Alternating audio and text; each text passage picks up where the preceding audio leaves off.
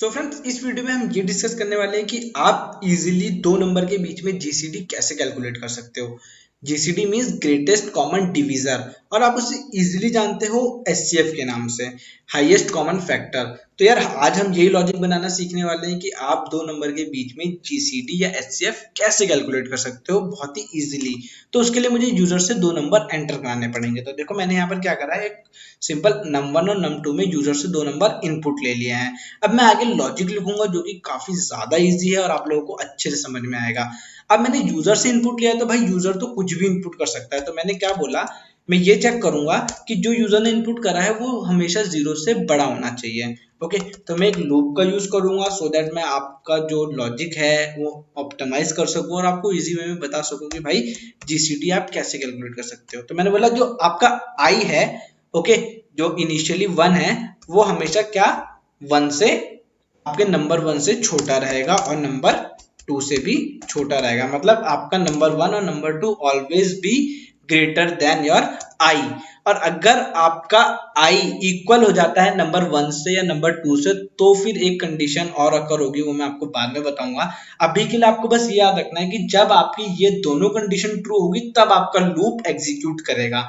Okay, so first condition is I is smaller than num1 and num2 both. अगर ये condition true होती है तो क्या होगा, आपका नंबर का डिविजिबिलिटी चेक किया जाएगा आई के साथ। मैं बोल रहा हूँ कि भाई अगर ऐसा कुछ होता है ऊपर जो मैंने कंडीशन लगाई है वाइल में, तो क्या होगा, num1 भी चेक होगा किसके साथ, आई के साथ, कि वो कंप्लीटली डिविजिबल है या नहीं है। तो मैंने क्या करा, मॉड्यूलस का यूज करा है यहाँ पे। और मॉड्यूलस क्या रिटर्न कराता है आप सबको पता होगा, विच इज रिमाइंडर। तो मैं बोल रहा हूँ कि भाई चाहे num1 हो या num2 हो, अगर दोनों का जो रिमाइंडर है 5 के साथ मॉड करने के बाद जीरो आ जाता है, इसका मतलब क्या है, आपका दोनों नंबर डिविजिबल है उससे। ओके, तो आपको क्या मिल जाएगा, आपका जी सी डी, या फिर आप बोलोगे आपका एच सी एफ। ओके, और मैंने आई को उस वेरिएबल में सेव करा दिया। अगर ऐसा नहीं होता है तो, अगर ऐसा नहीं होता है तो क्या होगा, आई की वैल्यू में एक इंक्रीमेंट हो जाएगा। सो सिंपल सा लॉजिक ये है कि भाई ये लूप आपका कब तक चलेगा, जब तक आपकी आई की वैल्यू नंबर के इक्वल या उससे बड़ी नहीं हो जाती है। ओके, और उसके बाद आपको क्या मिल जाएगा, आपका जीसीडी। सो फ्रेंड्स, अभी आप लोगों को अगर नहीं समझ में आया तो कोई प्रॉब्लम की बात नहीं है, मैं आपको स्टेप बाय स्टेप इसे समझाऊंगा इसे एग्जीक्यूट कराने के बाद। तो अभी आइए एग्जीक्यूट कराते हैं, देखते हैं हमारा कोड सही है या नहीं है। तो मैं दो नंबर एंटर करता हूँ, 45 और 5। तो ऑब्वियसली 45 और 5 में हमें पता है कि जो ग्रेटेस्ट कॉमन फैक्टर होगा वो क्या होगा, 5। अब आपको लग रहा होगा कि भाई ये कैसे कैलकुलेट हुआ। तो सिंपल वे होता है, अगर आप किसी भी प्रोग्राम को एग्जामिन करना चाहते हो सबसे पहले आप क्या करो, उसको उसकी वैल्यूज को प्रिंट कराओ। ओके, तो मैं ये प्रिंट कराता हूँ कि भाई मेरा ये जो कोड है ये कितनी बार चला, ओके, कितने इटरेशन इसने कवर करे। तो मैंने लिखा प्रिंट स्टेप्स। ओके, क्या बोल रहा हूँ, स्टेप या स्टेज आप जो भी लिखना चाहो। तो मैंने बोला कितने स्टेप्स मेरा ये कोड चला है। तो मैंने जितनी बार आई की वैल्यू आएगी ये उतनी बार चला है। ओके, तो देखो यहाँ पे मुझे पता चला है कि भाई ये जो मेरा कोड है कैसे एग्जीक्यूशन में आया है और कितने स्टेप पे क्या क्या चीजें परफॉर्म हुई हैं। अब मैं इसे फिर से एग्जीक्यूट कराता हूँ और इस बार मैं इनपुट में दे रहा हूँ 15 कॉमा 25। तो अब देखते हैं कि भाई 15,25 में जो हाईएस्ट कॉमन फैक्टर है वो क्या होगा। तो यहाँ पर आएगा आपका 15 और यहाँ पर आएगा आपका 25। सो फ्रेंड्स देखिए, यहाँ पर आपका जो जीसीडी वैल्यू आ रहा है वो 5 आ रहा है। तो आइए इसे समझते हैं कि भाई कैसे आया है। और आपका यहाँ पर मेनली क्या प्रिंट हुआ है, स्टेप 1, स्टेप 2, स्टेप 3, स्टेप 4, और लास्ट में आपको मिला क्या है, जस्ट 5। तो हुआ क्या एक्चुअली, इतने सारे इटरेशंस कैसे हुए, तो मैं आपको ये ड्राई रन करके बताता हूँ और आपको अब इजीली समझाऊंगा। तो देखिए सबसे पहले स्टेप में क्या हुआ होगा, इनिशियली आई की वैल्यू क्या है, हमारी 1 है। तो यहाँ पर पहले चेक हुआ वाइल लूप में कि अच्छा आई की वैल्यू num1 से भी छोटी है और num2 से भी छोटी है, मतलब कि मैं एग्जीक्यूट हो सकता हूँ। तो यहाँ पर क्या प्रिंट हुआ, 1। After that if num1 mod I equal equal 0, तो ये कंडीशन देखो यहाँ पर क्या हुआ, सेटिस्फाइड हुई कि नहीं हुई है। तो यहाँ पर क्या था, num1 इज योर व्हाट 15 और num2 क्या था आपका 25 था। तो भाई num1 और num2 दोनों में ये चीज यहाँ पर चेक हुई कि भाई हो रहा है या नहीं हो रहा है। तो यहाँ पर जैसे ही चेक हुआ दोनों ने क्या दिया होगा, सपोज करो अब भाई यहाँ पर वन से मैं इसे भी करूंगा, वन से मैं इसे भी करूंगा, तो ऑब्वियसली रिमाइंडर जीरो आएगा क्योंकि वन सबका फैक्टर होता है। तो इसलिए मुझे यहाँ पर क्या मिला, वन मिला। सेम टू के लिए भी। और अगर मुझे इसे और भी अच्छे से ऑब्जर्व करना है तो मैं आपको एक चीज और करके दिखा देता हूँ जिससे आपको ये चीज काफी अच्छे से समझ में आएगी। मैं यहाँ पर जीसीडी की वैल्यू भी प्रिंट करा देता हूँ, मुझे फिर ये पता चल जाएगा कि ये मेरा जो इंस्ट्रक्शन है ये इफ में कितनी बार गया है। तो मैं यहाँ पर लिख देता हूँ जीसीडी इनर, जिससे आपको ये थोड़ा और इम्प्रोवाइजली समझ में आएगा। तो इट इज योर जीसीडी। मैं फिर से एग्जीक्यूट कराता हूँ, तो सेम मैं इनपुट कराता हूँ 15,25। ओह अगेन नॉट कॉमा दिस 25।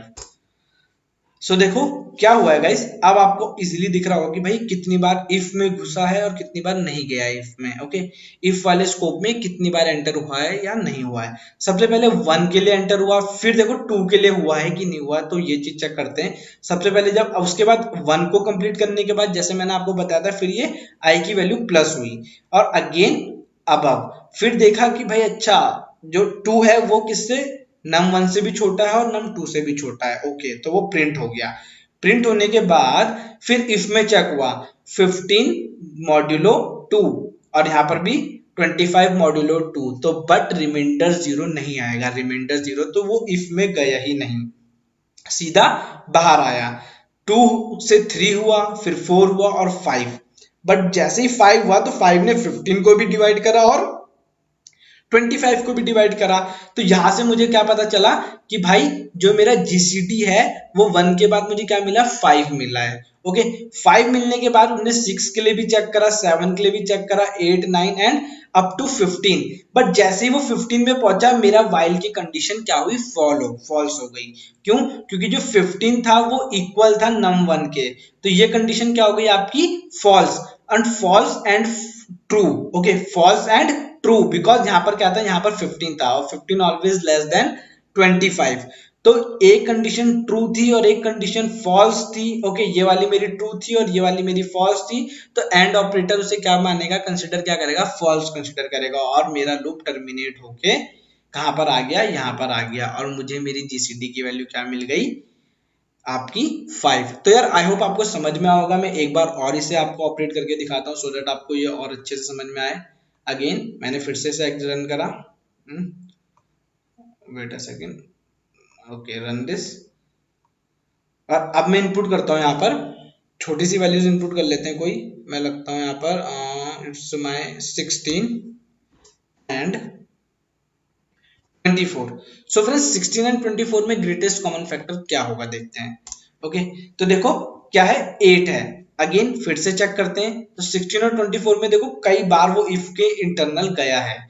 सबसे पहले 1 से चेक हुआ, 1 सबका कॉमन फैक्टर होता है। उसके बाद 2 में चेक करा तो वो 2 का भी, 2 भी क्या था, उसका एचसीएफ था। बट 2 के बाद जब उन्होंने अगेन 3 के लिए चेक करा, ओके, तो 3 नहीं था। क्यों? क्योंकि 3 से ना तो आपका 16 कंप्लीटली डिवाइड होगा और ना ही आपका 24 डिवाइड होगा। बट जब उन्हें 4 के लिए चेक करा तो देखो 4 भी दोनों का क्या था, कॉमन फैक्टर था।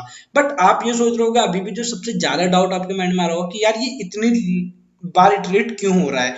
वो इतनी बार इटरेट गाइस इसलिए हो रहा है, 8 मिलने के बाद भी वो 16 तक इसीलिए गया है बिकॉज इस कंडीशन की वजह से। लूप आपका तब तक चलेगा जब तक आपकी इन दोनों में से कोई एक कंडीशन फॉल्स नहीं होती है।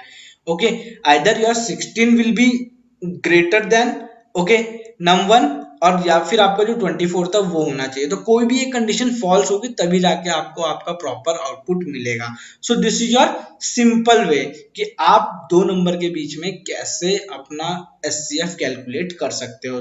और आपको अगर किसी भी कोड की वर्किंग अच्छे से एग्जामिन करनी है तो यार उसमें प्रिंट स्टेटमेंट पुट करके देखो और आपको उसे इजीली आप उसे एग्जामिन कर सकते हो, जैसे कि मैंने यहाँ पे करा है।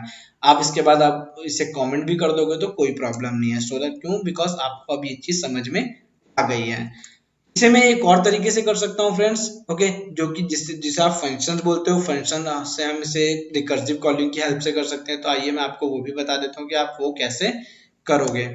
तो अभी के लिए मैं इसे कमेंट कर देता हूँ।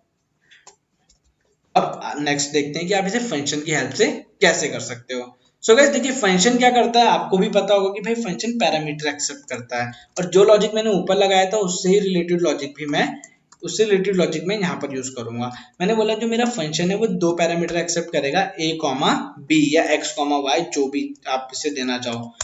फिर क्या बोल रहा हूँ कि मैं क्या करूंगा, ये कोड मेरा तब तक चलेगा इफ b इक्वल इक्वल 0, कि भाई अगर b की वैल्यू 0 हो जाती है तो ये क्या रिटर्न करेगा। देखो कि अगर b की वैल्यू 0 हो जाती है तो ये रिटर्न करेगा a। अभी आपको पता चलेगा ये a क्यों रिटर्न करेगा। Like if I said a mod b, just मैंने लिखा a मॉड b और b की वैल्यू आ गई 0, तो मुझे क्या मिलेगा, सेम वैल्यू अगर मैं मॉड करता हूं तो। Got it. तो इस वजह से मैंने क्या करा है, a रिटर्न कराया है। इसके बाद मैं लिखता हूं एल्स, अगर ऐसा नहीं होता है तो क्या होगा, तो क्या रिटर्न होगा, रिटर्न एक वैल्यू रिटर्न होगी, वो क्या होगी, b comma a mod b। तो a मॉड b यहां पर सॉल्व हो जाएगा, b यहां पास होगा और a मॉड b की वैल्यू यहां पास होगी और फिर से ये चीज चेक होगी। तो ये रिपीटेडली चलती जाएगी, मुझे लूप की जरूरत नहीं है। बट अब आप सोचोगे कि भाई यूजर इनपुट कहाँ देगा, तो यूजर इनपुट यहां पर देगा। मैंने लिखा a equals to int input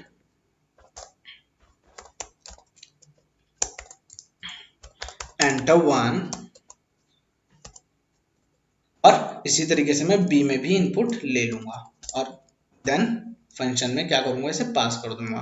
तो ये a इनपुट हो गया और ये आपका क्या हो गया, b इनपुट हो गया।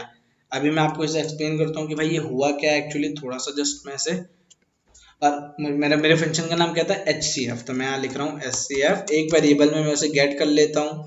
ओके, और HCF में गेट करने के बाद बस इस फंक्शन को मैंने कॉल कराया और ये दोनों के दोनों वैल्यू मैंने यहाँ पर पास कर दिया है। अब हम इसे ऑब्जर्व करते हैं कि हुआ क्या है।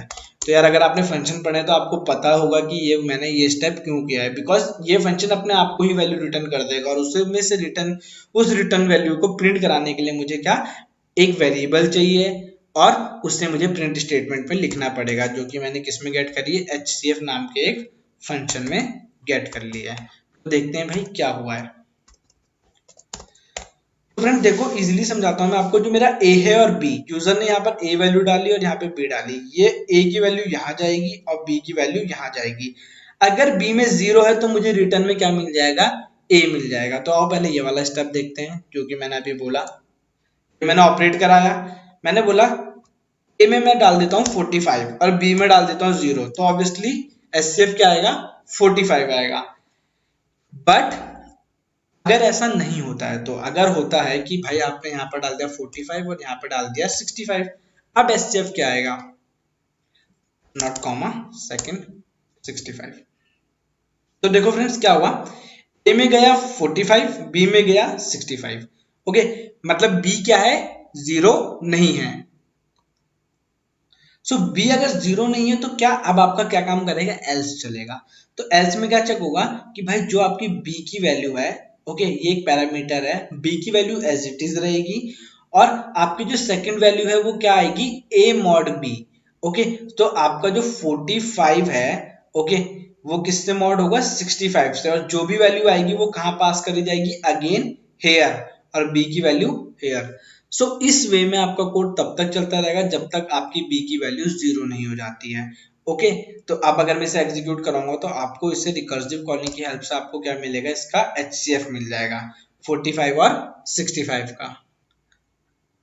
ओके, ये जस्ट वेट अ सेकंड, यहाँ पे थोड़ी सी मिस्टेक होगी, मुझे रिकर्सिव कॉलिंग, मैंने फंक्शन नहीं कॉल कराया तो मुझे यहाँ पे फंक्शन कॉल कराना पड़ेगा। Now it's recursive calling function. अब देखते हैं अगेन 45 एंड 65, तो देखते हैं क्या आएगा।